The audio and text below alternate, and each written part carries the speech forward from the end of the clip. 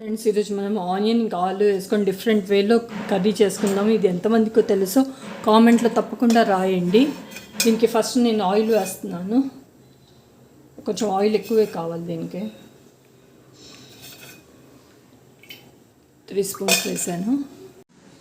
ఆవాలు వేసుకుందాం అండి, కొంచెం జీలకర్ర, పసుపు,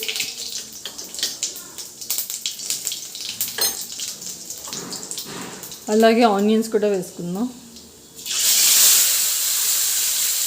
3 ఆనియన్స్ వేసుకున్నానండి. ఇట్లా లావుగానే కట్ చేయాలి. ఇవి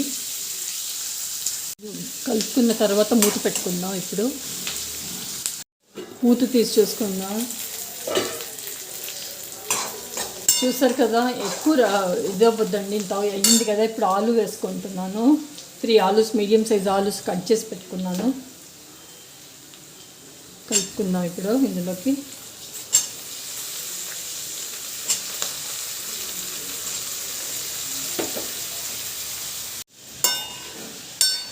చూస్తున్నారు కదా, ఇప్పుడు కొంచెం సాల్ట్ కూడా వేసుకుందాం తొందరగా మగ్గడానికి. సాల్ట్ వేసి కలుపుకుందాం. స్పూన్ వేస్తున్నాను ఇప్పుడు.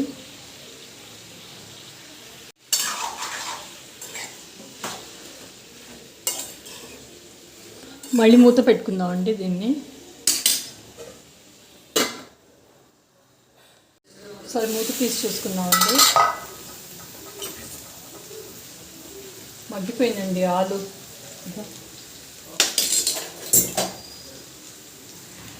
ఈజీగా ఇదవుతుంది, చూస్తున్నారా. ఇప్పుడు ఇందులోకి శనగపిండి వేసుకుందాం, 2 స్పూన్లు. దీంట్లో మీరు కరివేపాకు కానీ కొత్తిమీర కానీ ఏమీ వేయకూడదు. ఇది ఎలా ఉందో అలాగే చేయండి. ఉప్పు కారం కూడా ఉప్పు వేసాను కదా, కారం వేసుకుందాం. 2 స్పూన్స్ వేస్తున్నాను కారం.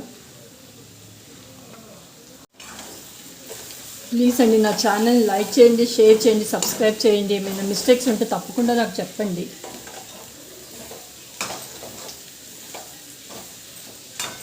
ఇలా కలిపాం కదా, దీన్ని మళ్ళీ మూత పెట్టుకుందాం. ఒక 2 మినిట్స్ కోసం మూత తీసి చూసుకుందాం అండి. సో అయిపోయిందండి. ఇది స్టవ్ కట్టేస్తున్నాను ఇప్పుడు.